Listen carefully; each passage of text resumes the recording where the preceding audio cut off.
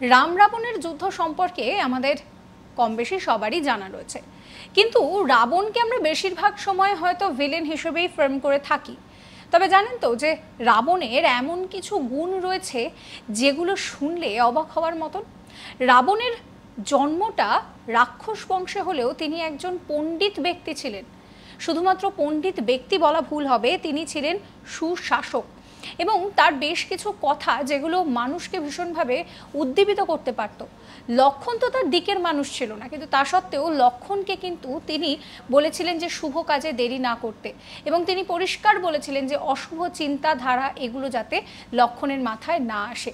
এছাড়াও তিনি পরিষ্কার সবসময় জানান দিতেন যে কাউকে কখনো ছোট করে দেখতে নেই। আমরা জানি যে হনুমানকে ছোট করে দেখার জন্য সেখানে ঠিক কী পরিণতি হয়েছিল।